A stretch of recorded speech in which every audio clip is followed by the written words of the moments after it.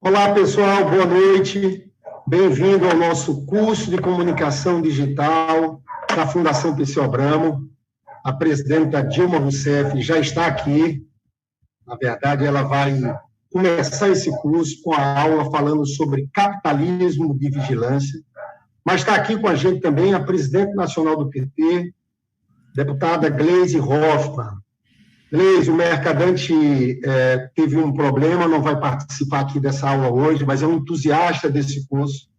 Eu queria que você falasse logo, fizesse uma saudação inicial. Está com a gente também Alberto Cantalice, que é o diretor de comunicação da Fundação Perseu Abramo. Depois eu, resumidamente, vou falar sobre o curso que vai acontecer e vamos escutar, eu sei que é isso que você quer, a nossa grande presidenta Dilma Rousseff. Gleisi Hoffmann, eu queria que você começasse fazendo uma saudação. Eu sempre digo que esse curso foi uma reivindicação da militância do PT. Por onde se faz reunião, as pessoas falam, puxa, nós temos que melhorar na área de comunicação, a nossa atuação nas redes sociais. Eu sei que vocês, o PT agora, criou um número de Zap, que é extremamente importante para a gente construir uma grande rede com os nossos militantes para enfrentar as fake news, a extrema-direita. Então, eu queria passar imediatamente para a Gleisi Hoffmann, presidente nacional do PT, fazer uma saudação na abertura desse curso. Boa noite, Lindbergh. Saudando você, eu quero saudar toda a diretoria da Fundação Perseu Abramo, em seu nome e também do Alberto Cantalice, que estão aqui, são diretores. Saudar o companheiro Aloysio Mercadante, nosso presidente da Fundação, e parabenizar a Fundação Perseu Abramo pela quantidade de cursos, propostas, debates que tem feito e auxiliando o partido em todo esse período. E, com certeza, como você disse, esse curso tem uma importância grande para a nossa militância e para as pessoas que atuam em rede. Saudar aqui com muito carinho a presidenta Dilma, que vai nos falar hoje. Eu já tive a oportunidade de assistir uma fala da presidenta Dilma sobre capitalismo de vigilância, é muito forte e explica muito o que nós estamos vivendo atualmente, o jogo pesado que nós temos na política e na economia, e a utilização das redes sociais, da rede de internet, para atingir isso e atingir as pessoas, principalmente com as fake news, com as disseminações em massa, enfim.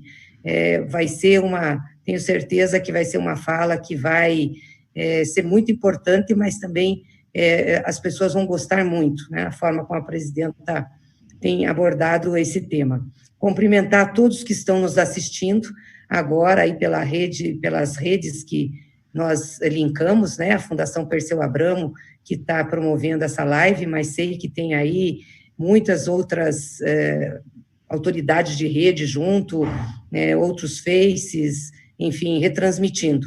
E eu soube que foi um sucesso a inscrição para esse curso, milhares de companheiros, companheiras aí, militantes do PT, filiados, filiadas, mas também militantes da esquerda, do setor de esquerda, se cadastrou para participar, e acho que vale a pena.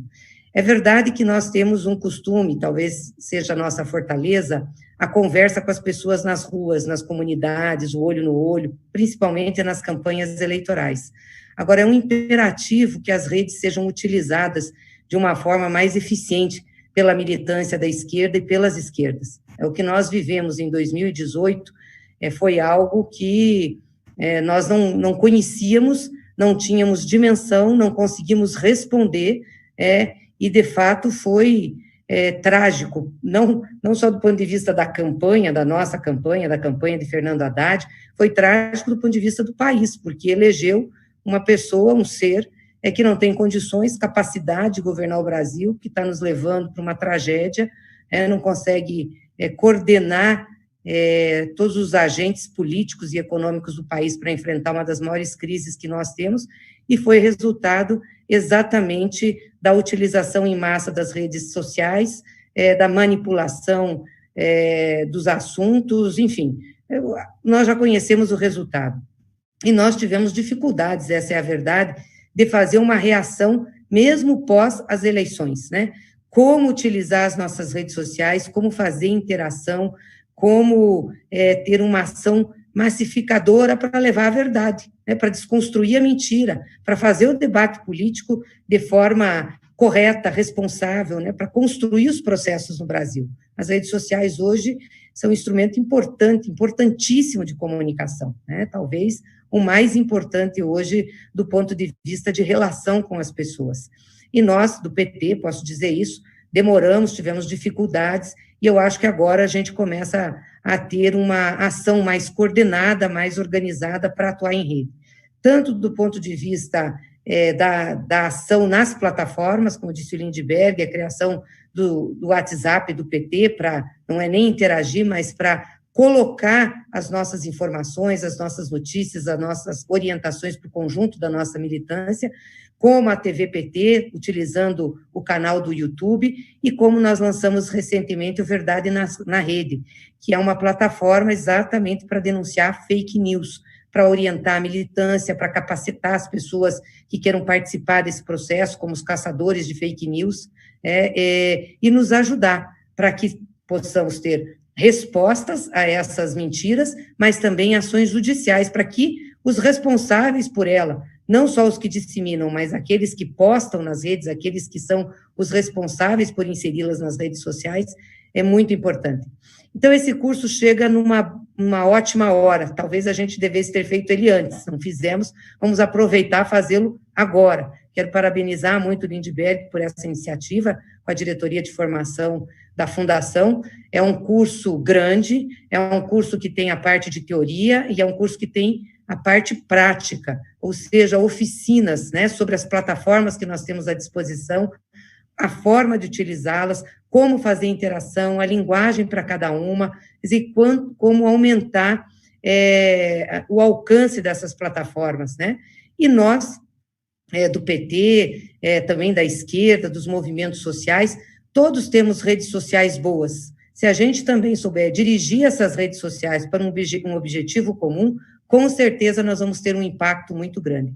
Então, além de tudo isso, nós temos que ter uma organização das nossas redes com uma mensagem unificada, principalmente nesse momento, é um momento que nós temos que fazer um enfrentamento ao governo Bolsonaro e tirá-lo do governo brasileiro. Não é possível a gente continuar com esse presidente.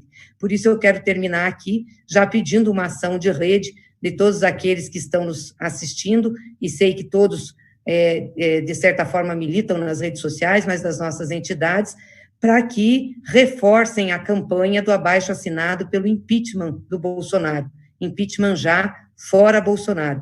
É uma frente de partidos, de entidades, de juristas, de autoridades, de lideranças, que entraram com o pedido coletivo de impeachment, mas muitos outros pedidos estão lá na Câmara. Então, esse abaixo-assinado, ele é um abaixo-assinado para que o impeachment, algum processo de impeachment, seja aberto, para que Rodrigo Maia abra um processo de impeachment e nós comecemos o debate com a nação brasileira sobre esse processo, né? Com Bolsonaro não dá. Então, quero deixar aqui esse pedido, desejar um bom curso para vocês e parabenizar de novo a Fundação Perseu Abramo, porque essa era uma grande prioridade do Partido dos Trabalhadores.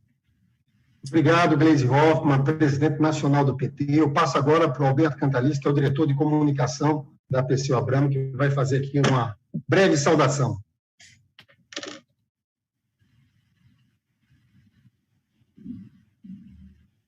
Está sem som, Cantalice. Ele tem de mesmo.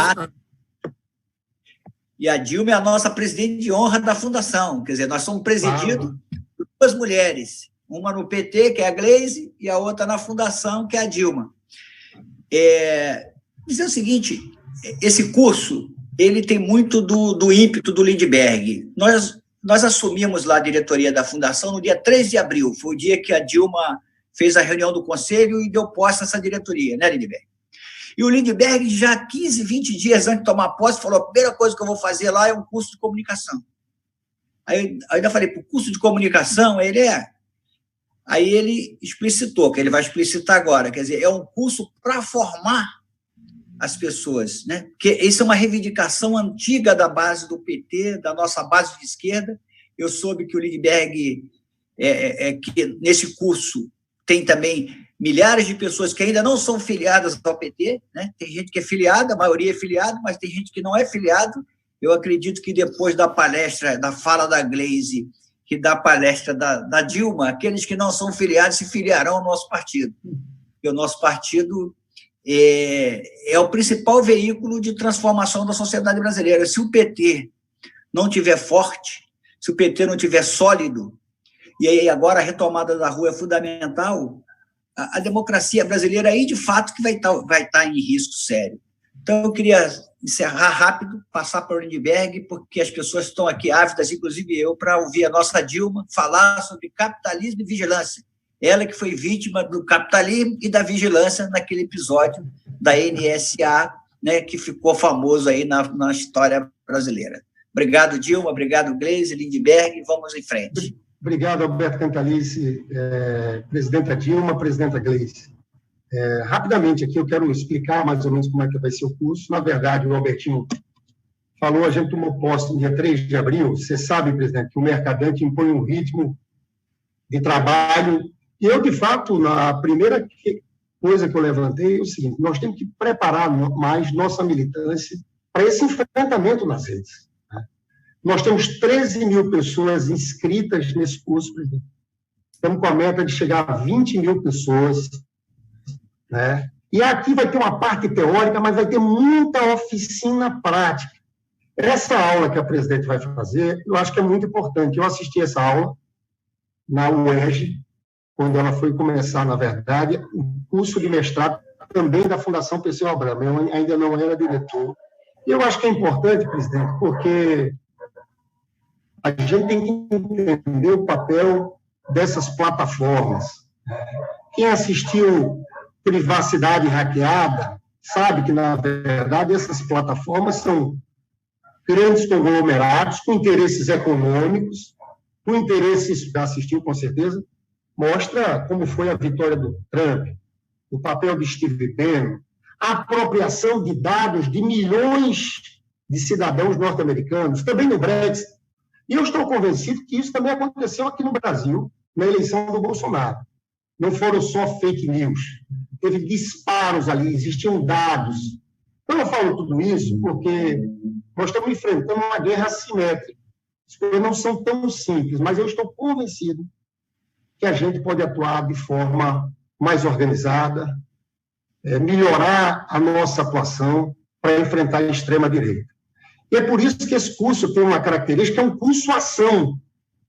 Tem uma lógica freiana, é um curso mobilização. Porque a gente vai ter oficinas, mas a gente tem um objetivo maior, que é construir uma rede do lado de cá, uma rede gigantesca. O curso tem que servir para organizar e mobilizar essa rede. A gente tem que montar o nosso gabinete, que não é do ódio, mas a gente tem que, com essa rede de militantes espalhadas pelo país, construir um outro tipo de gabinete da esperança, do amor, o que seja. Eu quero muito agradecer as pessoas que estão participando desse curso, a Manuela Dávila, que vai falar no curso sobre fake news, Jean Willis também, curso sobre fake news, no módulo sobre fake news, Maria do Rosário, Natália Bonavides, o professor da Universidade Federal ABC, Sérgio Amadeu, Fábio Marino, que é do ABIC, da UFES, Beto Vasques, que a presidenta Dilma conhece, o assessor lá do Podemos, na Espanha, o José Crispiniano, que é assessor do presidente Lula, a Sabrina Fernandes, que é um youtuber do canal Tese 11, João Branco, do Intervozes, o IBPAD. Como eu expliquei a vocês aqui, pessoal, a gente começa hoje com a presidenta Dilma. No próximo dia 29, a gente vai colocar o módulo 1, todo de uma vez. Você não é obrigado a assistir no horário determinado. Nós vamos passar o link para vocês, vamos passar a senha, e é por isso que a gente está divulgando, viu, Gleice, o canal de Zap da Perseu Abramo, para as pessoas tirarem dúvida nesses cursos. Eu quero pedir a você, nesse primeiro momento, que olhe o e-mail e a caixa de spam, que a gente vai passar o link por isso, mas estamos aqui na tela com esse telefone do Zap.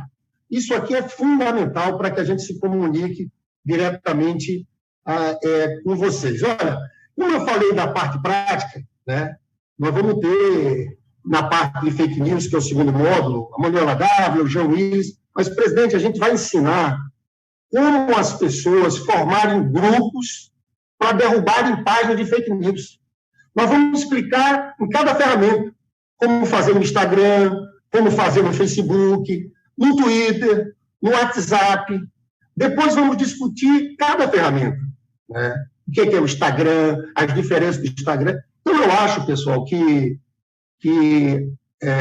esse curso vai ser um curso muito denso. Eu quero muito agradecer aqui a uma pessoa, Fabiano Garrido, que é o coordenador da área de difusão, que a gente assumiu não faz 3 meses, e o Fabiano Garrido pegou essa tarefa, ele está trabalhando 24 horas. Quero agradecer o Julian, que está ajudando ele.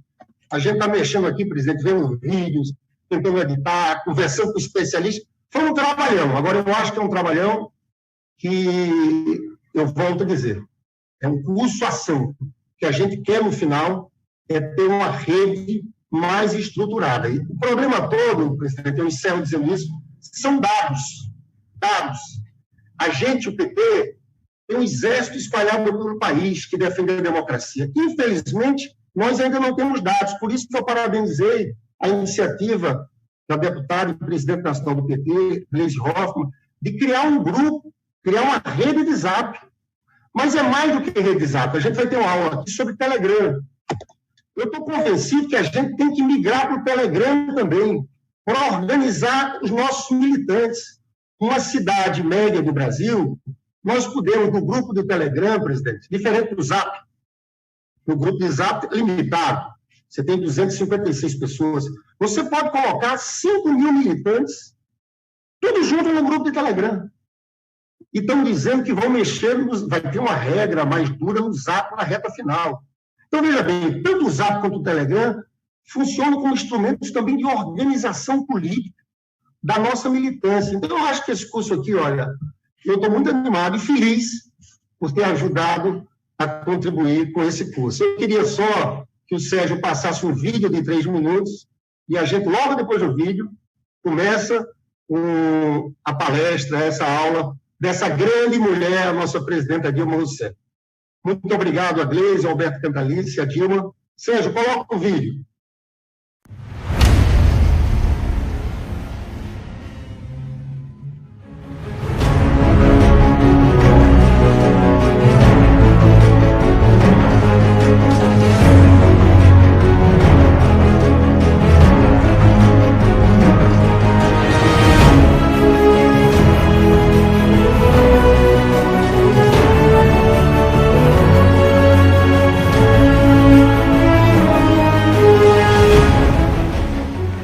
Pessoal, bem-vindos ao curso de Comunicação Digital da Fundação Perseu Abramo. Eu sou Humberto Vasques, ex-assessor do Podemos da Espanha, e nesse primeiro módulo, Política e Guerra Digital, a gente vai discutir um pouco a experiência de comunicação do Podemos para a gente pensar como fazer frente às estratégias do bolsonarismo nas redes sociais e às campanhas de fake news.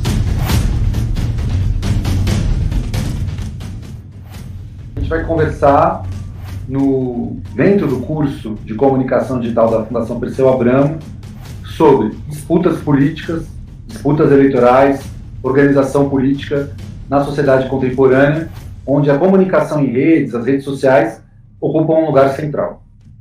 Ele é um ecossistema que influencia os outros.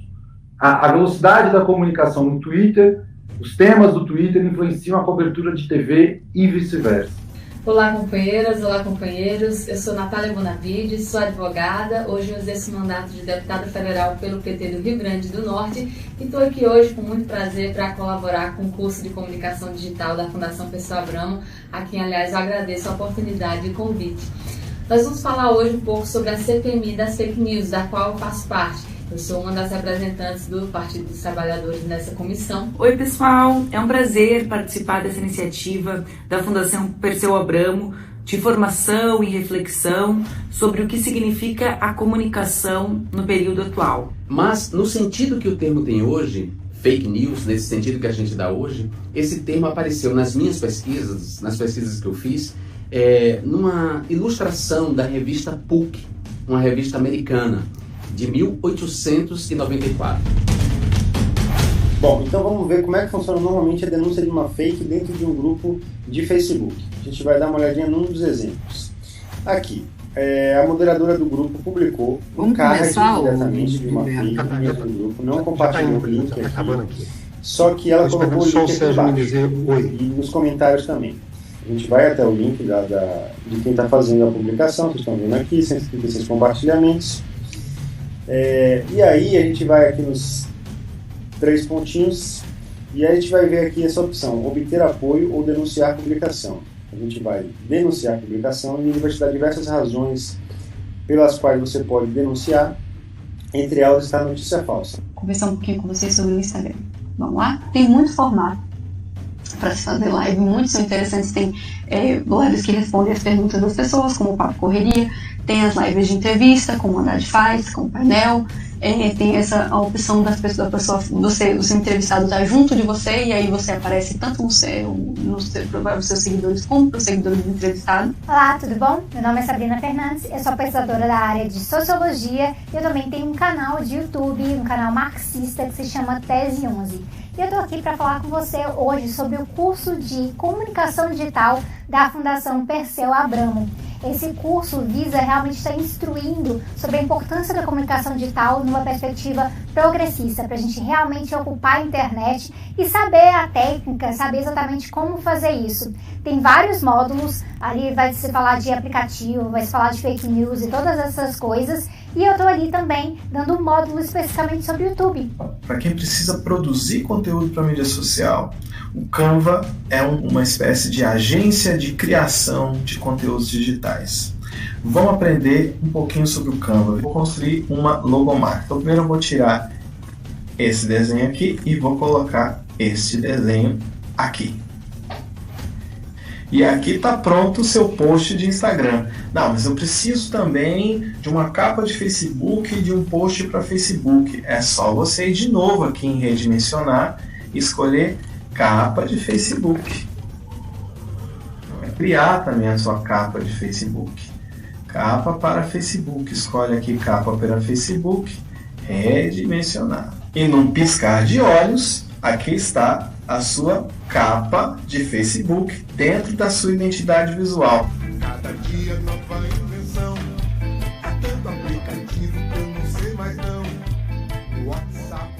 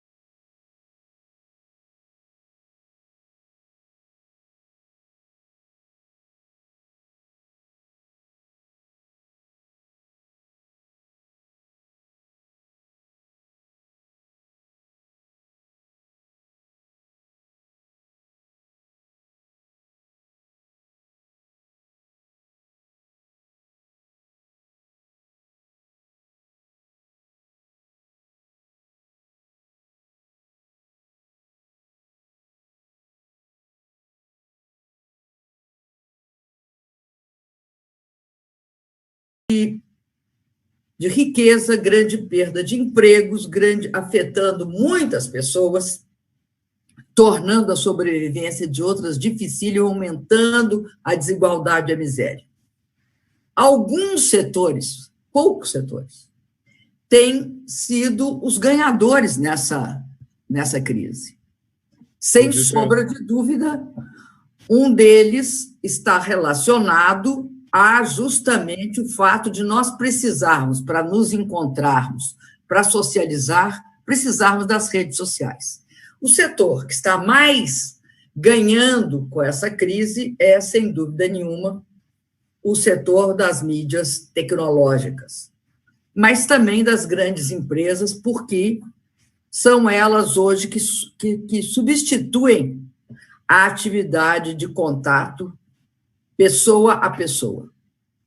Portanto, é fundamental que nós saibamos que vivemos num mundo hoje em que as empresas de tecnologia, as empresas ligadas à inteligência artificial, as empresas ligadas às tecnologias de informação e comunicação, as empresas do Vale do Silício são estratégicas.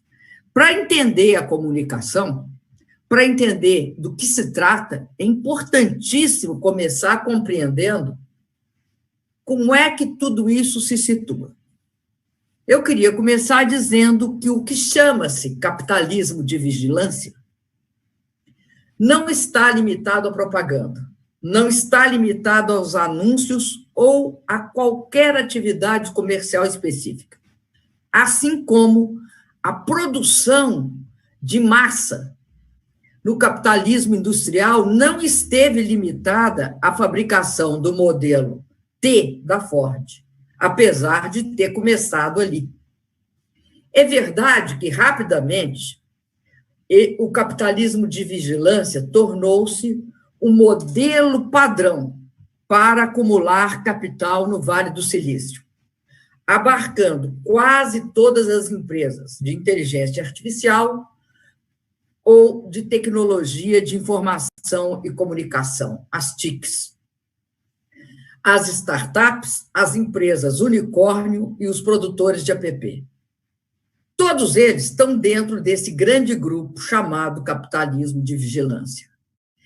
É fundamental compreender que o capitalismo de vigilância ele integra a fase neoliberal financeirizada do capitalismo, operando dentro dele, no seu interior, e se subordinando às suas regras.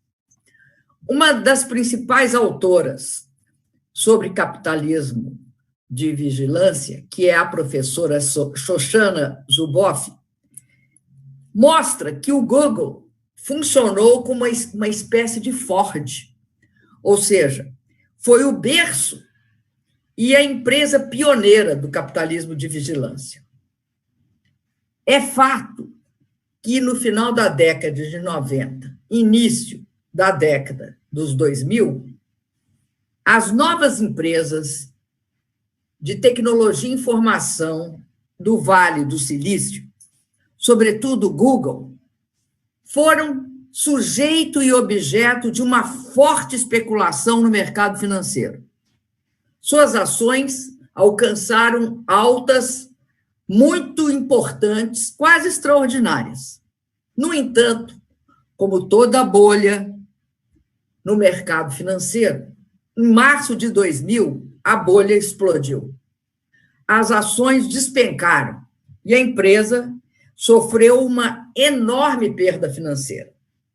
Isso foi conhecido como a crise da internet, ou a crise da bolha financeira das empresas.com. A partir daí, a exigência de maximizar a remuneração dos acionistas e dos investidores da Google, apresentando resultados financeiros no curto prazo, sempre crescentes, fizeram a Google mudar o modelo de negócio. Ou seja, ela não investia mais, ou melhor, não reinvestia mais, apenas na qualidade e na melhoria do seu aplicativo de busca, como o seu CEO, Larry Page, cantava em prosa e verso. Essa empresa ela passou a buscar mais do que informações para o seu sistema de busca. Ela percebeu que havia a possibilidade dela obter o que foi chamado, por exemplo, pela Shoshana Zuboff, de excedente comportamental, em inglês, behavior surplus, transformando, portanto, o objeto de negócio num poderoso engenho na área de modelagem da demanda futura. que é isso que o Google passou a fazer. Como é que isso se deu? O Google foi a primeira empresa a praticar esse capitalismo de vigilância em grande escala, criando um modelo com base na propaganda focada. Os fundadores viam que o rastreamento do comportamento das pessoas e a venda de informações para as empresas de propaganda, no início, viam isso como um anátema, achavam isso um horror. Mas a crise mudou essa percepção. E foi uma executiva deles, a Sheryl Sandberg, quem desempenhou o papel de vírus, transmitindo o capitalismo de vigilância para o Facebook, quando tornou-se a número 2 do Mark Zuckerberg na direção do Facebook, em 2008. Hoje, o capitalismo de vigilância, antes da gente explicar como é que ele funciona, não está mais restrito a algumas empresas, ou mesmo a um setor pequeno da internet.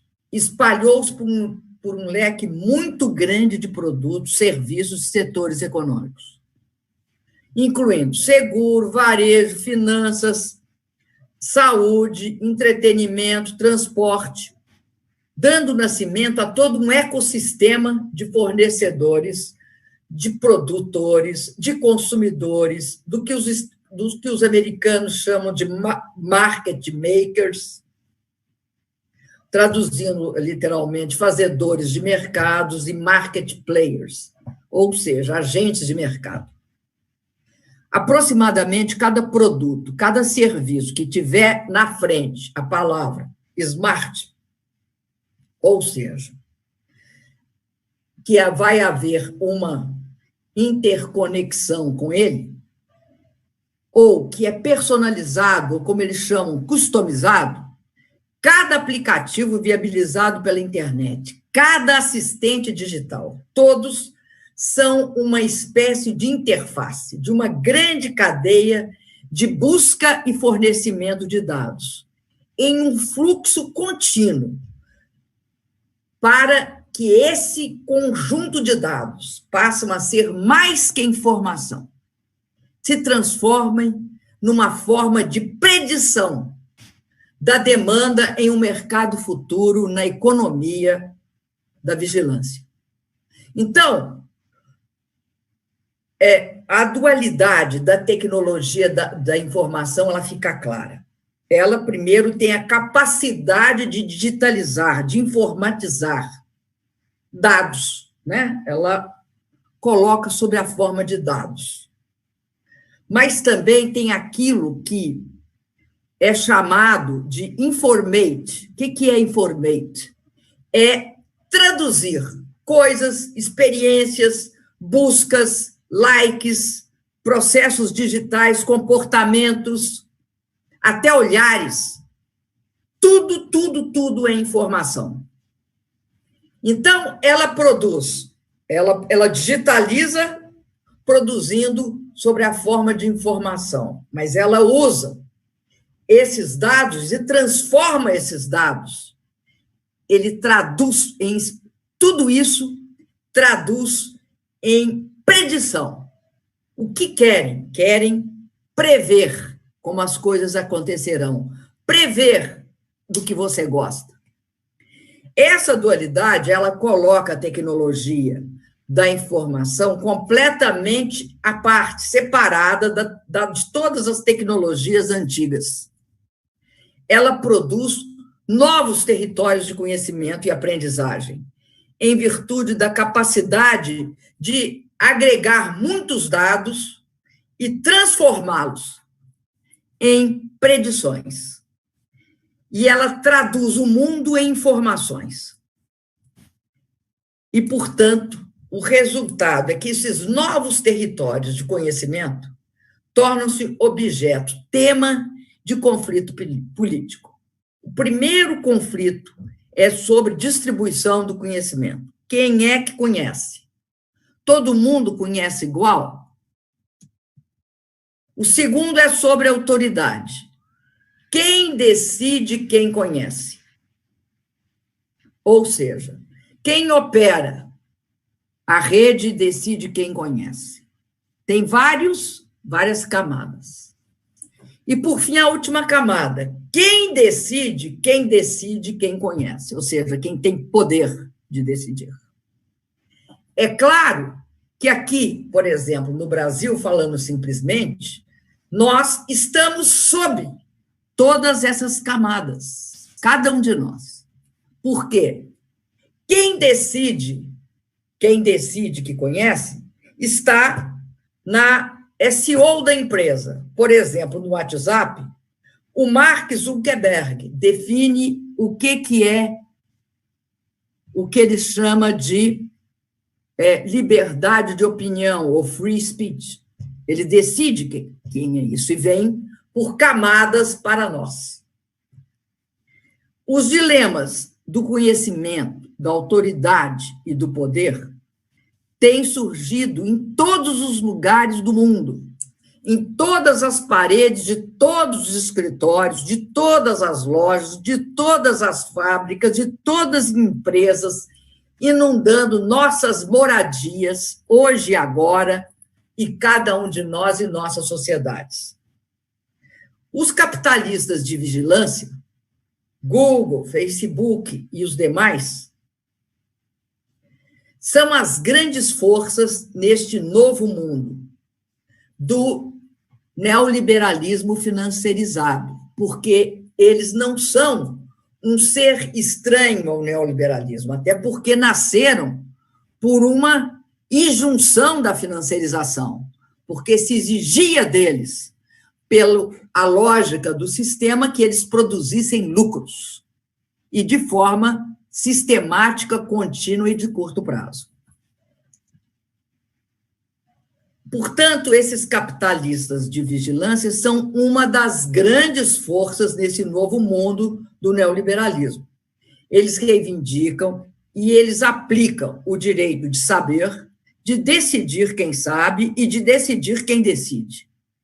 Nesse caminho, eles vieram a dominar o que alguns professores estudiosos dessa área chamam de divisão do conhecimento-aprendizagem na sociedade atual, que eles consideram que é o princípio organizador central da ordem social. Ou seja, o princípio da divisão de trabalho tem sobreposto a ele o princípio do conhecimento e da aprendizagem.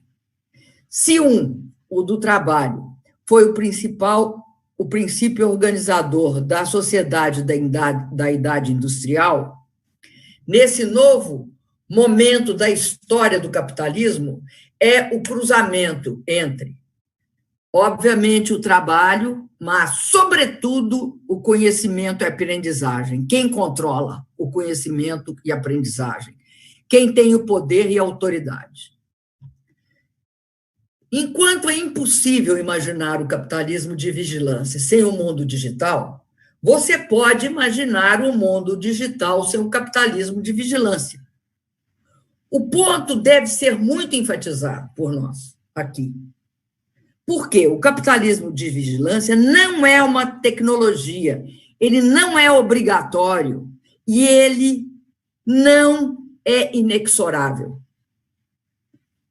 Toda e qualquer tecnologia digital, ela pode tomar muitas formas e ter muitos efeitos. Mas tudo isso depende da loja econômica na qual ela está inserida e que lhe dá vida. É fato que o capitalismo de vigilância depende dos algoritmos. É fato que depende dos sensores. É fato que depende de máquinas inteligentes. É fato que depende de plataformas e aplicativos. E é fácil que cada vez mais vai depender de redes inteligentes, como é o caso de toda essa discussão agora sobre o 5G, que depois eu vou falar. Na verdade, ele depende, mas ele não é igual. Uma coisa é a tecnologia, outra coisa é o sistema. O capitalismo de vigilância, ele só é possível e ele só tem todas essas características quando está intimamente relacionado com o modelo capitalista neoliberal financiarizado, que reduz o papel do Estado, que torna o papel do Estado mínimo e que impede sistematicamente o controle social por meio do Estado desse sistema. Aliás, hoje, uma das grandes questões e afeta diretamente, e quem tem sido assim, mais objeto dessa discussão é o Facebook, que unificou sobre si o próprio Facebook, o Instagram e o WhatsApp. Há uma discussão, primeiro, sobre o caráter oligopólico, se ele não tem de ser desmembrado, e há uma discussão sobre o controle da plataforma, porque ela não é uma plataforma, ela emite conteúdo. E como emite conteúdo, ela impacta todo o sistema democrático. Bom, de qualquer jeito,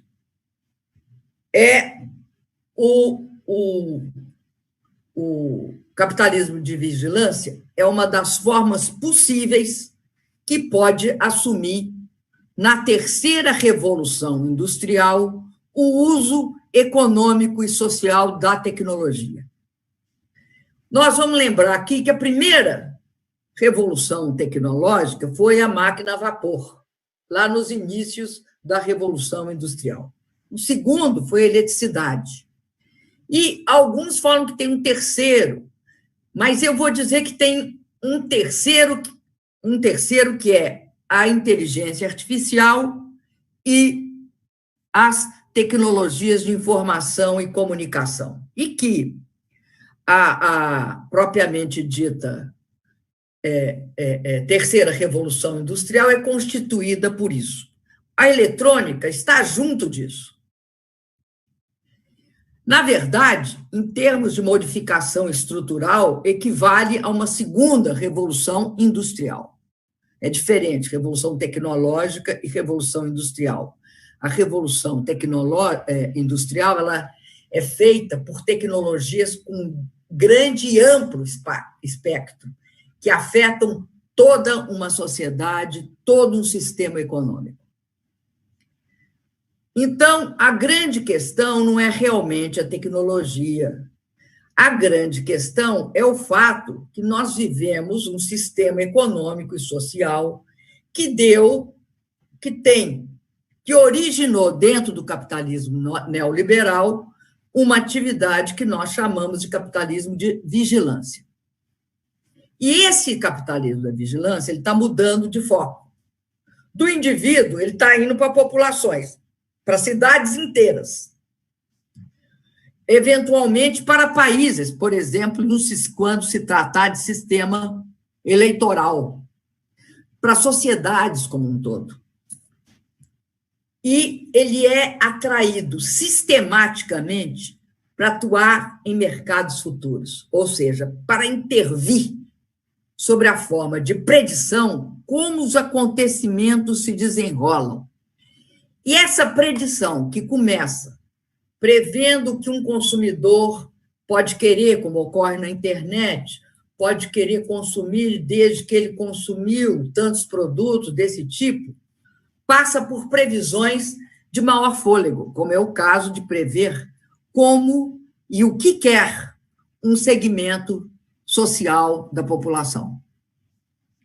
Então, esse sistema de predição, o interesse fundamental dele é ter acesso a tantos dados quanto forem possíveis para buscar se aproximar da certeza, o que é muito difícil, é sempre uma tentativa sistemática de invasão e de interferência para se aproximar da certeza.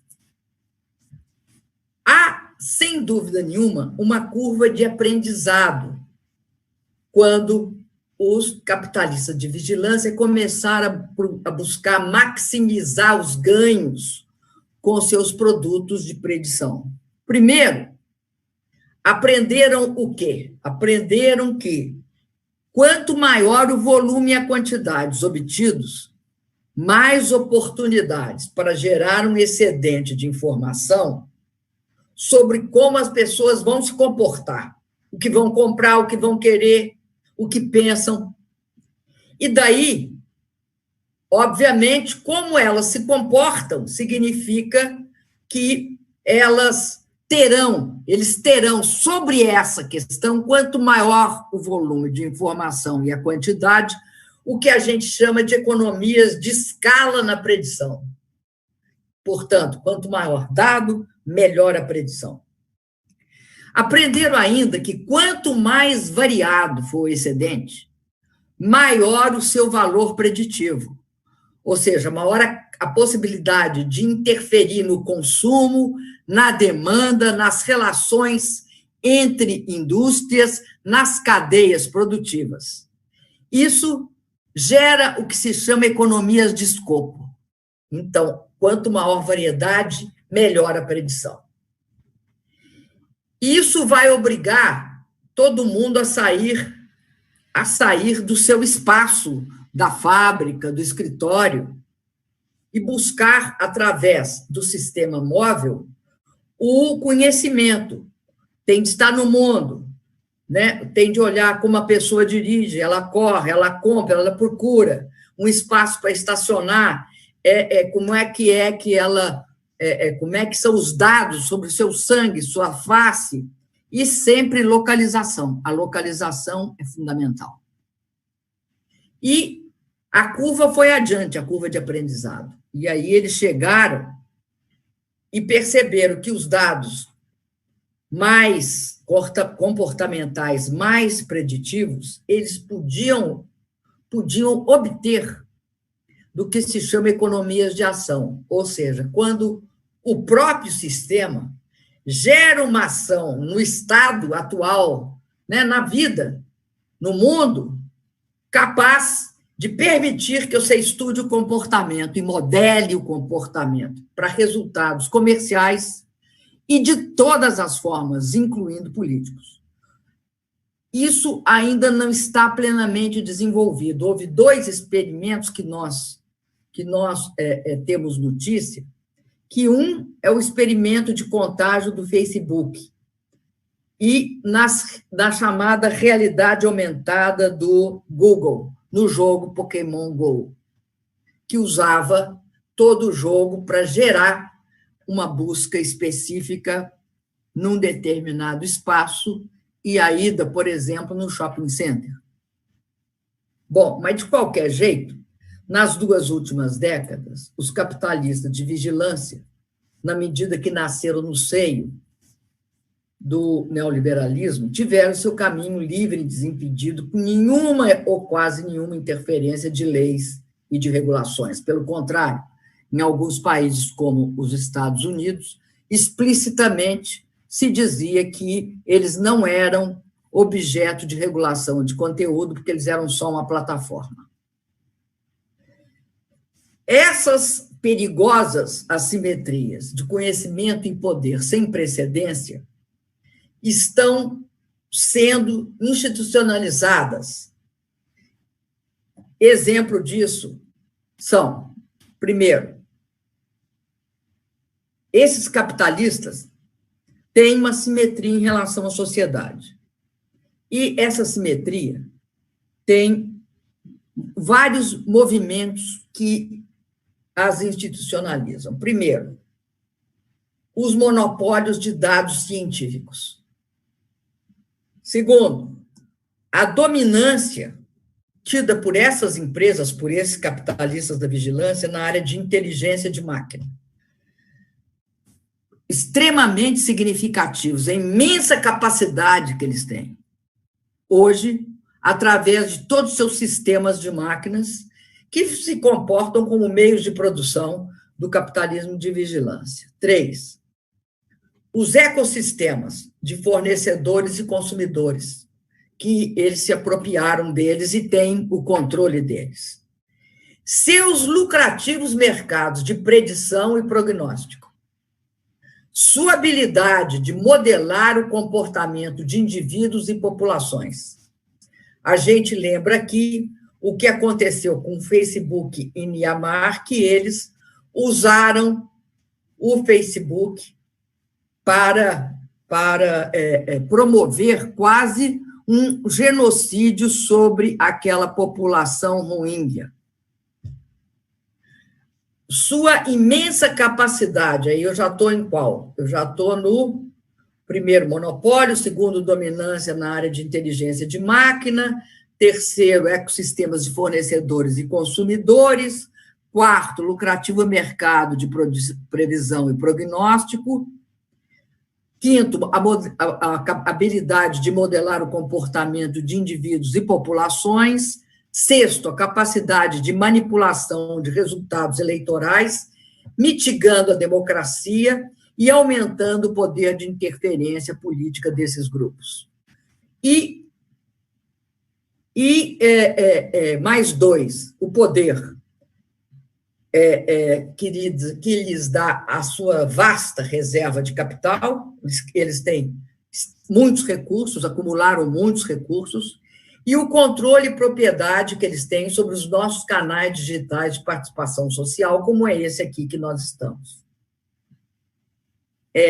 Nessa questão da manipulação e da interferência política, eu queria lembrar duas coisas. Eu queria lembrar que, durante a eleição do presidente Obama, quem dirigia toda a sua área de comunicação era esse CEO do Google, o Larry Page.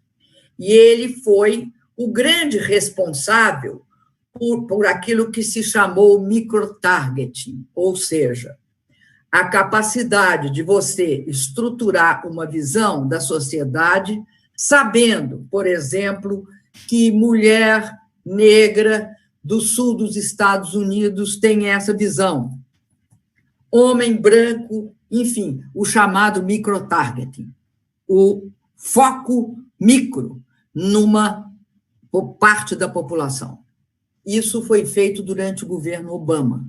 Portanto, não foi só durante o governo Trump que você teve esse uso da Cambridge Analytica.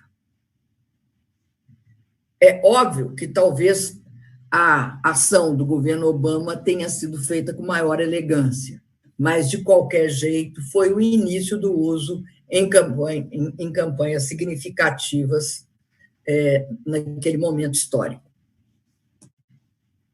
Bom, então nós estamos, no século XXI, marcados por essa gritante desigualdade na divisão dos conhecimentos.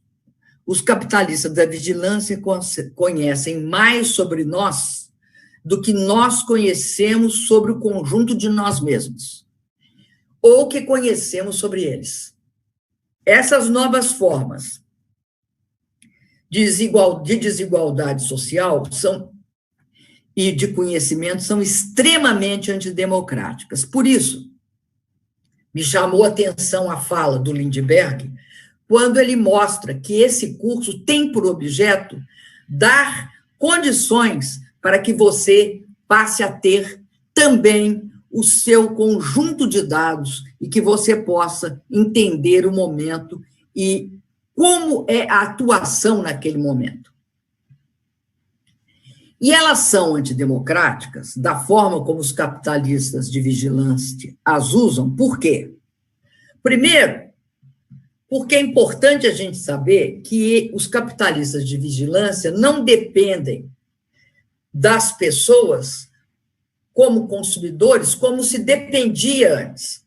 Na verdade, a oferta e a demanda orientam as empresas do capitalismo de vigilância a recorrer, não àquele momento dado, mas a recorrer à antecipação do comportamento das populações, dos grupos e dos indivíduos, para definir e modelar até seus gostos. Segundo, porque, pelos padrões históricos, as empresas do capitalismo de vigilância empregam relativamente menos trabalhadores comparadas com os seus recursos computacionais sem precedência. Por exemplo, a General Motors empregou 870 mil pessoas durante o auge de uma crise da Grande Depressão, mais trabalhadores do que o Google ou o Facebook empregaram no auge da sua capitalização de mercado, ou seja, quando eles valiam mais, eles só empregaram 80 mil. Essa discrepância ela é muito interessante, porque mostra uma baixa participação dos capitalistas de vigilância nas condições de bem-estar da sociedade. Terceiro, o capitalismo de vigilância ele depende da redução da autonomia das pessoas, dos grupos sociais, dos trabalhadores. Depende do bloqueio da autodeterminação coletiva e individual. E depende do congelamento dos direitos de decisão pessoais e políticos, em nome daquilo que se chama um fluxo desobstruído de dados comportamentais que alimentam os mercados e que, deixemos claro, são sobre nós e não para nós. Aqui é interessante, quando a gente fala dessa desobstrução, lembrar que essa questão é uma questão que está na pauta, não aqui no Brasil. A União Europeia fez toda uma legislação sobre o problema do controle da ação desses grupos. Não se sabe ainda da capacidade disso produzir algum efeito. Mas, de qualquer forma, é visível o interesse por exemplo, do Facebook, de fugir a qualquer forma de regulação. A regulação econômica, que implica em obrigá-los a não concentrar tanto capital e a não controlar sozinhos 2 bilhões de pessoas no mundo inteiro, que é a capacidade deles, o que eles propõem quando há uma ação? Porque, vamos lembrar, o neoliberalismo reduz toda a regulamentação, toda a regulagem de todos os setores econômicos, em nome do fato de que isso seria muito mais eficaz. Então, beneficiando-se disso, né, há a ação do Facebook, mas também há uma baita reação contrária de setores os mais variados, políticos, econômicos, sindicais, intelectuais, de universidades, do Partido Democrata, que passa a exigir um maior controle econômico. O que prega, então, o Facebook? Não quero controle do Estado. Eu quero um controle privado, ou seja, eu crio um comitê de controle privado sobre os meus dados. E aí a gente vê que dá nisso que deu agora, quando o Trump propõe a intervenção nas manifestações antirracistas, ele se nega a bloquear o chamado mais violento de que um presidente pode fazer, que é falar que vai botar o exército na rua. Bom, de qualquer jeito, né, esse caminho de manter sempre desobstruído e tirando os direitos democráticos das pessoas é crucial para o capitalismo da vigilância. Então, com isso, eu quero deixar que eles farão o possível e o impossível para não serem regulados pelo Estado. O que encontra suporte na visão neoliberal do Estado mínimo, que desmontou a regulação econômica, que é omissa em relação à regulação de conteúdo, que deixa discursos de ódio, de preconceito, proliferar, e as fake news. Em síntese, pela força de sua experiência, na anexação da própria experiência humana, né, pela força da anexação da experiência humana, o capitalismo da vigilância atinge exclusiva concentração de conhecimento e poder, que sustenta sua privilegiada influência na divisão do conhecimento e do aprendizado. A gente pode ficar se perguntando, como é que isso começou? É interessante o que eu li numa avaliação que diz o seguinte, que os historiadores denominam padrão colonial a forma da conquista dos portugueses e dos espanhóis na América Latina e na América do Norte, que se desdobrava em 3 fases. Tinha um padrão de conquista, um padrão de entrada. Primeiro, medidas legais. O rei ou o papa garantia que a invasão tivesse uma capa de legitimidade. Ou seja, a missão divina, ou a missão dada pelo rei, de partir em busca de riquezas. Segundo, uma declaração de reivindicação territorial, ou seja, feita em nome dos reis ou do Papa, mais dos reis do que do Papa. E terceiro, fundava-se uma povoação para legitimar e tornar realidade a declaração de conquista. De uma certa forma, tratava-se de declarar as descobertas como território da monarquia portuguesa e espanhola. E imaginem só no momento que não havia comunicações. Tal método, eles dizem, ecoou no espaço e no tempo, e é usado agora na economia digital do século XXI. Os primeiros capitalistas de vigilância também conquistaram por declaração.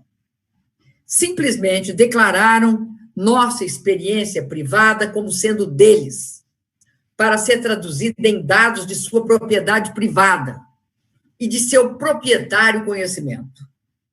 Basearam-se na desorientação e na camuflagem retórica, que é uma especialidade de uma versão liberal, uma versão de democracia digital muito característica, tanto do Google quanto do Facebook.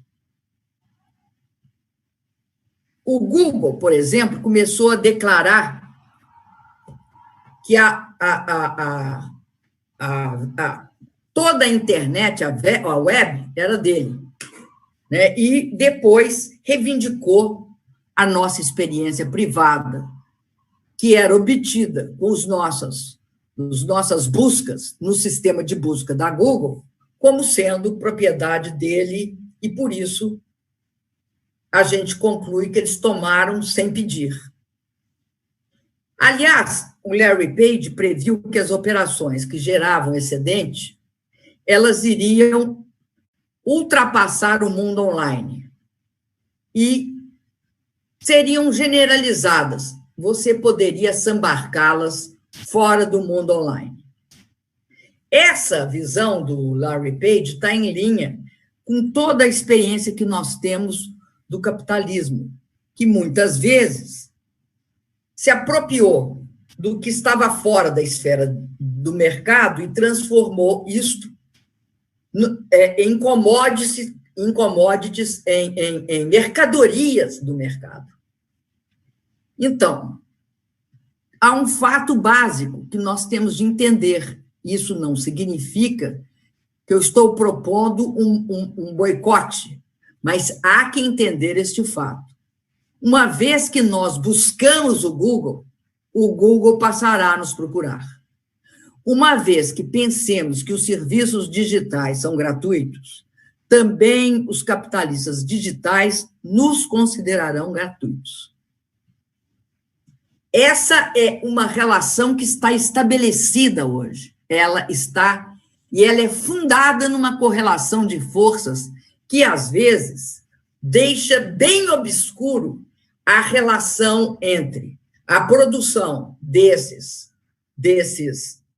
excedentes e o aumento expressivo dos ingressos do Google, mesmo quando nós estamos diante da Covid e do isolamento, mostram que eles não são muito compatíveis com a autonomia das pessoas e não são muito compatíveis com a forma pela qual é gerada a democracia. E aí é uma pergunta que cabe que nós nos façamos, que é a seguinte: os fake news, os discursos de ódio são excrescências na estrutura do capitalismo de vigilância ou são uma decorrência do que é a prática sistemática e cotidiana deles? Eu deixo essa pergunta no ar. Depois eu tentarei responder. Bom, esse pessoal precisa que nós acreditemos que a tecnologia é uma força inevitável, e é ela que torna o negócio que eles gerem com essas características. A tecnologia não é uma alternativa. O uso da tecnologia não é uma alternativa. O uso da tecnologia é só aquele que eles fazem e que são capazes de fazer. É como se você tivesse, a tecnologia fosse uma marionete, na verdade. Mas a marionete pode ser usada de várias formas. O Google, o Facebook, os capitalistas da vigilância querem ser o mestre da marionete, aquele que puxa os fios. É importante que nós tentemos entender o que se passa com o capitalismo de vigilância, considerando o neoliberalismo e a revolução tecnológica da inteligência artificial. Como é que isso está se dando? Primeiro, no que se refere ao neoliberalismo. A tríade do neoliberalismo: financiarização, ampliação da desigualdade e corrosão da democracia, busca estar presente em cada país e região do mundo. Ela sempre estará presente. A grande barreira a essa tríade tem sido o que resta dos estados de bem-estar social e a ação de governos populares e progressistas. Na verdade, as finanças assumiram um volume desproporcional de poder em termos econômicos e políticos em todo o mundo. Tornaram-se, primeiramente, um vento contrário ao crescimento econômico e não mais um catalisador, um impulsionador dele. Para afirmar o poder das finanças, foi necessário modelar o pensamento e a mentalidade das mídias, dos funcionários governamentais, dos reguladores, dos CEOs e dos consumidores. Um exemplo muito claro disso é a Globo News, que, durante uma crise horrorosa, durante uma crise em que há queda em todas as economias, inclusive nas mais avançadas, as mais ricas, há quedas brutais do PIB, os capitalistas estão correndo de investimento, eles são procíclicos, né? Todos os grandes investidores são procíclicos, ou seja, piorou, eles pioram ainda mais. Melhorou, eles melhoram. Mas nós estamos num momento de depressão, então agora é impossível ter investimentos externos. E muito menos investimentos dos empresários brasileiros. E aí a Globo News canta em prosa e verso é interessante, né, o que eles chamam de marco regulatório do saneamento. E dizem que vão atrair investimentos. Da mesma forma, o que fez o Paulo Guedes, né, dizendo que a gente trataria o Covid em termos econômicos, financeiros e sociais na base das reformas, da continuidade das reformas e da pauta absolutamente de corte de gastos. Tudo isso é uma espécie de captura cognitiva que é feita nos outros países, mas aqui tudo se passa como se fosse mais atrasado. É esse fato também que explica essas decisões políticas do governo, que fica paralisado diante da crise. Enquanto isso, ninguém pode chamar de bolivariano o ex-presidente do Banco Central Europeu, que diz: há que fazer os bancos centrais né, fornecerem aos tesouros nacionais os recursos necessários, como imprimindo moeda.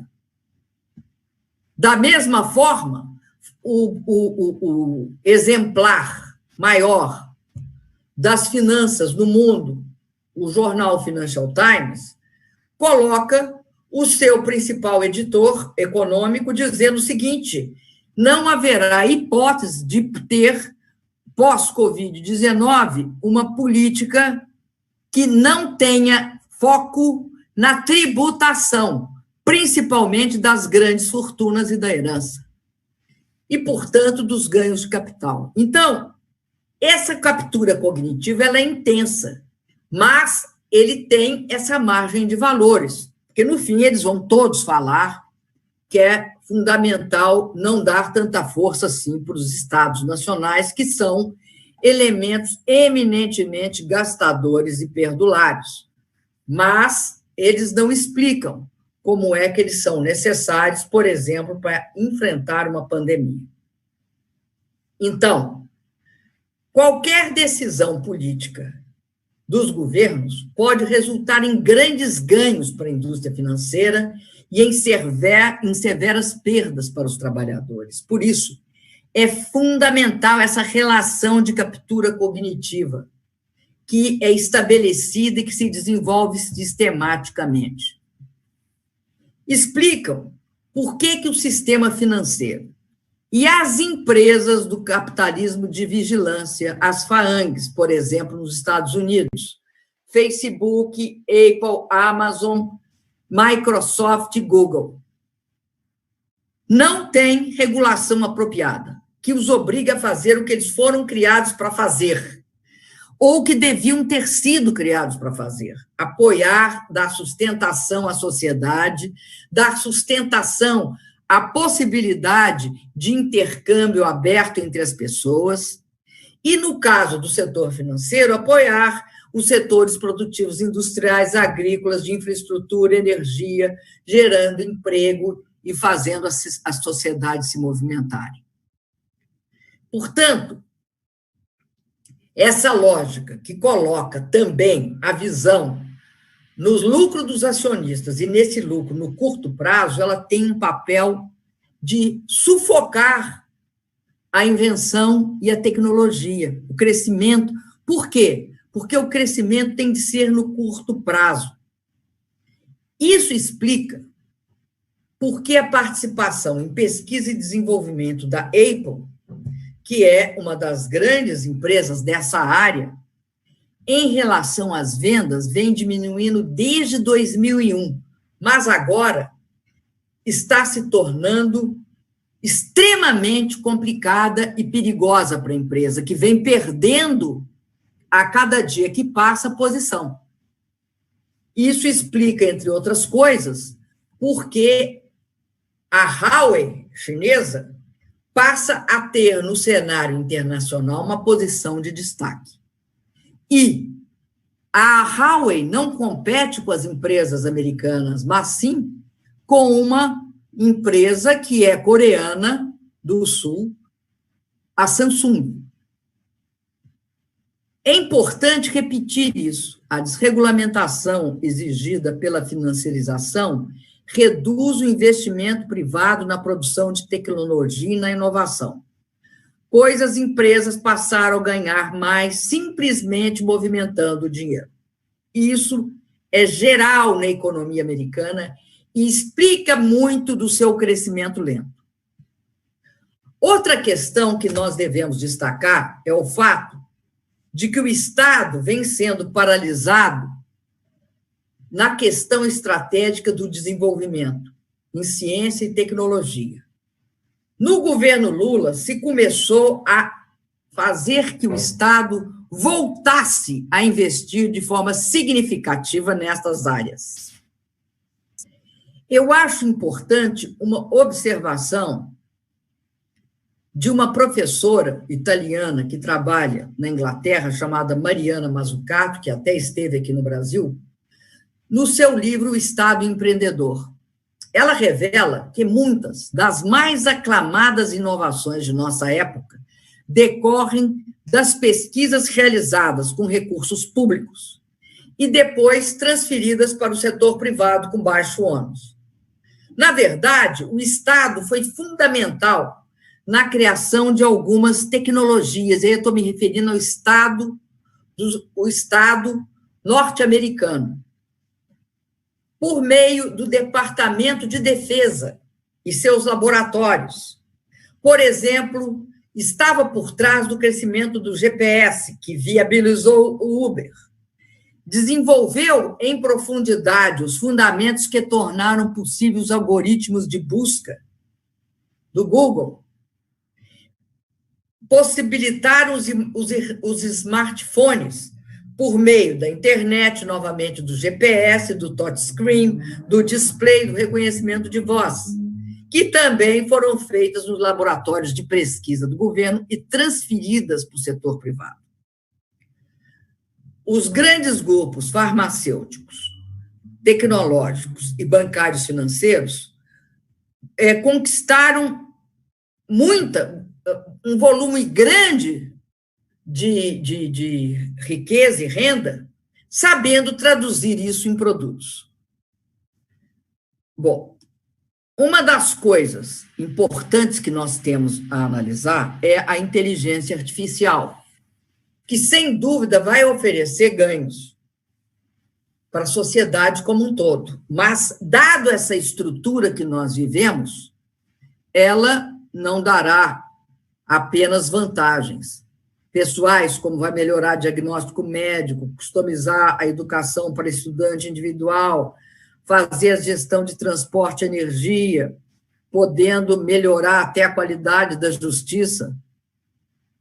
Sobretudo, a inteligência artificial, se não tiver um controle social e um controle público, ela ameaça produzir grandes convulsões e transtornos, e em especial no mercado de trabalho. Ela vai, o que se está avaliando é desacelerar e desvalorizar os ganhos médios na distribuição de renda, e mesmo os médios altos, porque ela vai aumentar o uso do conhecimento na atividade produtiva. Eu acho interessante fazer a periodização que faz aquele escritor chinês que dirigiu o Google na China e foi depois, hoje, um dos principais atuantes na China. Ele divide a inteligência artificial em 4 andas. Segundo ele, as 3 primeiras estão em pleno curso. Vou explicar rapidinho. A internet da inteligência artificial, que exponencia o que já é feito na internet. A inteligência da internet, a inteligência artificial da internet, é basicamente isso que faz o capitalismo de vigilância. O uso de algoritmos como instrumento de recomendação. Sistemas que estudam nossa preferência, então, oferecem conteúdos selecionados para nós. Dependem da capacidade de coletar e da quantidade de dados digitais coletados. Isso nós já vimos. A partir do momento que esses dados são marcados, ou seja, nossas compras, likes, views e momentos de lazer, são usados para formatar algoritmos. E essa experiência essa relação é cada vez mais circular. Nós sabemos que foi usando esses métodos que a Cambridge Analytica mirou e entendeu os eleitores durante a campanha presidencial dos Estados Unidos e que aqui, em 2018, houve esse imenso controle de determinados setores da população e a direção de fake news muito explícitos, que foi um produto disso. E também o próprio Brexit e a eleição da Índia recentemente. Depois nós temos aí a inteligência artificial empresarial, que permite os empresários aproveitar melhor seus dados. Os bancos, saber quais são os documentos de empréstimo e pagamento. Os hospitais, manter registros de diagnóstico e sobrevida e fazer protocolos. O seguro, saber quem se acidentou e quem não. Enfim, também todo o uso disso nas atividades de saúde, principalmente quando se trata de ter acesso a um volume imenso de dados para poder definir, né, padrões de saúde populacional. A inteligência artificial da percepção, que é o terceiro tipo. Todas as máquinas antes eram surdas e cegas. Agora, a inteligência artificial reconhece padrões, correlaciona e muda, através do algoritmo, a possibilidade de você reconhecer e armazenar e transformar em informação uma foto através do número do grupo de pixels ou um vídeo e agrupá-los em clusters, fazendo não só reconhecimento facial, mas até a manipulação de imagem. Eu estive numa apresentação, quando eu era presidente, sobre carros sem motorista, que é basicamente baseado nessa capacidade de transformar imagem em informação, passar em algoritmos para o computador, e esse computador colocar isto em andamento. É óbvio que quanto maior for a quantidade de carros sem motorista num sistema, maior esse sistema é eficaz, ou seja, menos acidentes, menos variações. Na verdade, esse desenvolvimento da inteligência artificial percepção, ela está tentando borrar os limites entre o mundo online e offline, transformando naquilo, né, não é transformando, sendo um passo naquilo que vai ser o futuro, que é o mundo, imediatamente, o mundo online e offline se misturariam, tornando um só. E, finalmente, a chamada inteligência artificial autônoma, que ainda está longe, que é uma tecnologia de múltiplos propósitos, em que a inteligência artificial faz tudo o que um humano pode fazer. Os avanços atuais, científicos e tecnológicos, estão muito longe dessa inteligência artificial. Mas nós sabemos que essa introdução vai provocar um grande desemprego, um grande impacto no mercado de trabalho. Daí a importância da presença dos Estados. Olhando a comparação entre essa tecnologia, né, da inteligência artificial e as duas anteriores, da Revolução Industrial, eletricidade, máquina a vapor, o que você nota? Você nota que ela desqualificou o trabalho, ela tornou aquilo que se chama, o trabalho passou a ser indiferente. E, ao passar a ser indiferente, no primeiro momento, houve um impacto, mas, no segundo momento, houve uma expansão e absorção de muitos trabalhadores. Essa tecnologia, que faz parte de tecnologia que chama de alcance geral, que afeta todas as áreas, ela vai ter um efeito, que é um impacto profundo no mercado de trabalho. E aí vai precisar, sim, de uma regulação por parte, uma regulação social e, sobretudo, uma regulação pública dos Estados. Eu queria destacar o efeito sobre a democracia, que produziu, junto com, obviamente, ampliação imensa da desigualdade, o fato que houve toda uma deterioração democrática derivada do neoliberalismo, derivada da perda de importância da participação popular e do aspecto democrático da democracia, que a democracia tem duas tradições, uma liberal-democrática e outra baseada na soberania popular, que não está só no voto, mas está na participação das pessoas. Considerando tudo isso, mesmo assim, é importante mostrar que as redes, na medida que elas concentram conhecimento, na medida que elas permitem a manipulação dessa dupla conhecimento-aprendizagem, elas podem manipular cultural e ideologicamente um conjunto populacional. Então, lembrando a eleição do Bolsonaro. É claro que o Bolsonaro envelopou a sua mensagem, né? A sua mensagem baseada na segurança e na corrupção. E foi eficaz. Mas é importante que nós olhemos a questão do discurso sistemático, discurso de ódio, de desmonte, sem a menor regulação. É claro que o WhatsApp, naquele momento, foi um instrumento obscuro desse processo e que o Bolsonaro continuou praticando no primeiro ano de governo. E continuou praticando e mantendo essa parcela sob seu controle através das redes sociais. Mas aconteceu um problema para ele. Ele não estava preocupado em nenhum momento em governar. Ele não tinha nenhuma preocupação com a governabilidade. Então, o que esse senhor fez? Ele passou a governar para as redes sociais, para todo esse processo que foi instaurado no Brasil nessa união entre o neofascismo e o neoliberalismo.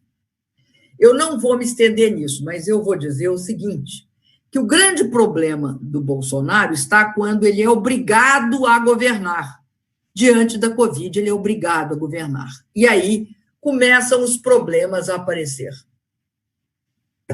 E os problemas vão desde um avanço da tentativa de passar, na sua incompetência, o bode, transferir a responsabilidade para outros, e daí a importância do eterno confronto com as instituições, Supremo e Congresso, mas também inviabilizando os governadores na sua ação contra o Covid-19.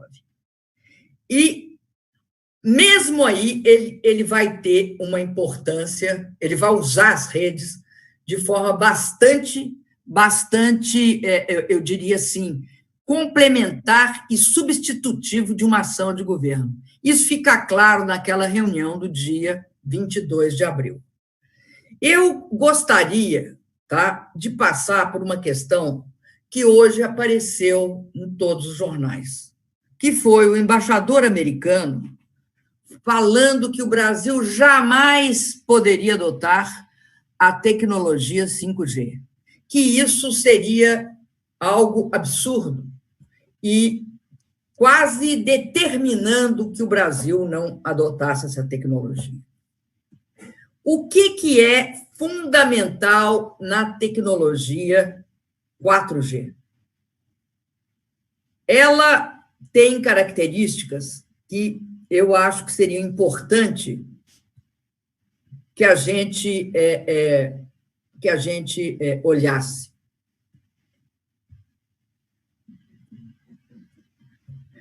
Ela hoje está sendo liderada pela Huawei. E o que ela permite? Ela permite que, além de uma internet sem wireless, ou seja, uma internet digital wireless mais rápida, de carregamento quase instantâneo, ela representa também um avanço tecnológico em diversas áreas da vida humana. Por quê? Ela conecta na mesma rede desde carros autônomos até o controle de sistemas domésticos de iluminação e de ventilação. O sistema 5G ele é crucial para a internet, para a inteligência artificial, para a internet das coisas, para a utilização da tecnologia de nuvem e para a comunicação. Isso significa também uma maior quantidade de dados sobre a população sendo reunidos, possibilitando melhor direcionamento de propagandas, melhores prospecções de políticas públicas ou um controle político econômico mais apurado. Não é à toa que os membros do que se chamou e convencionou chamar Five Eyes, que são 5 olhos, que é os Estados Unidos, o Reino Unido, Canadá, Austrália, Nova Zelândia, eles fizeram um acordo de banir os produtos da Huawei para manter sua posição de primazia na espionagem. Nós tivemos uma pré-estreia disso quando a NSA, a Agência Nacional de Segurança Americana, fez aquela espionagem, vamos dizer o nome verdadeiro, sobre o meu gabinete, a Petrobras, sobre o gabinete da Angela Merkel. Enfim, esse protagonismo na área de informática, diante da 5G chinesa, eles perdem. Mesmo com isso, qual é a atração da 5G chinesa? Ela se dá por razões econômicas, porque elas usam as redes menores, as redes anteriores, mais antigas, mais lentas, né? Elas usam para a primeira fase da sua implantação, para as comunicações. E ela tem implicações profundas, né, para consumidores e militares em todo o mundo.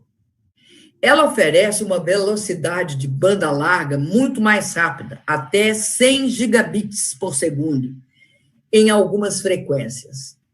O aumento da velocidade será o primeiro recurso que vai ser implementado, uma vez que a tecnologia necessária para isso pode, basicamente, era isso que eu estava falando, ser incorporada à arquitetura da rede 4G LTE existente.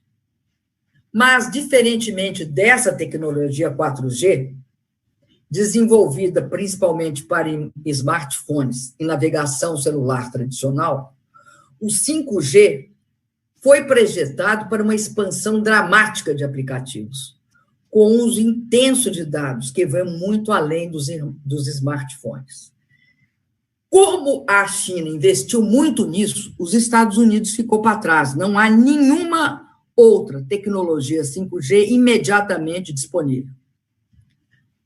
E 2 recursos que ela tem hoje são muito exigentes. O primeiro ela vai permitir uma comunicação ultra confiável e de baixa latência, necessária para usos críticos, porque, por exemplo, carro sem motorista não pode ter atraso na conectividade, por daí a baixa latência. E também ela tem que ser ultra confiável, ela não pode cair. A outra é a capacidade de lidar com a próxima explosão. A próxima explosão tecnológica vai ser a capacidade de comunicar máquina a máquina, com dispositivos interconectados, transferindo oceano de dados cada vez mais profundos, entre eles como parte do que é conhecido como internet das coisas. Daí é dramático o que o governo Bolsonaro fez. Os Estados Unidos jamais se dispõem a desenvolver tecnologicamente, com um país em desenvolvimento, tecnologias deste porte 5G. Ao passo que a proposta da China é formar, porque lhe interessa, porque ele vai lhe dar maior profundidade e sustentação, é formar com países emergentes esta rede internacional.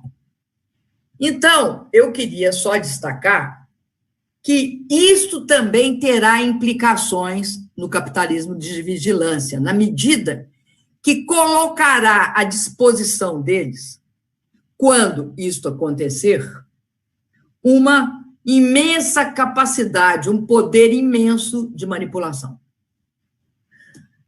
Bom, então, finalizando, tá? O capitalismo de vigilância é um fenômeno produzido por nós, pelo homem, por relações sociais, econômicas, mas é no reino da política que ele vai ter de ser confrontado.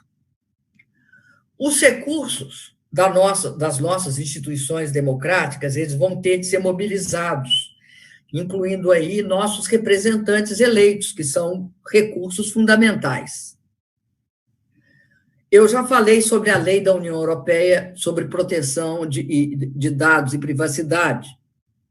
No Brasil, é importante a legislação contra as fake news, as investigações sobre o uso das fake news, uma legislação punitiva sobre o uso das redes para propalar, estimular e organizar a violência. Mas nós temos de focar mais longe. E nós temos de olhar como regular em profundidade as redes sociais. O tempo dirá se nós vamos conseguir construir e empoderar um novo paradigma de informação no capitalismo. Daí a importância desse curso. Porque transformar sempre começa por compreender. E compreender não é um ato individual. Compreender, para ser capaz de transformar, tem de ser um ato coletivo. E aí compreender em todos os aspectos, sendo capaz de perceber que tem níveis diferentes de capacidade de compreender certos assuntos em certos setores, quando em outros você vai estar mais avançado. Mas esse é um processo que é um processo necessariamente de exercício coletivo. Não há um plano simples. Existem muitos modelos econômicos anti-oligopólio, existem muitos modelos de leis regulatórias, de ação de sindicatos, enfim, há que procurar, há que ver como é que se encara essa experiência, por exemplo, das fake news e o que nós vivemos. O capitalismo de vigilância, por 2 décadas, teve o caminho livre para se enraizar e florescer.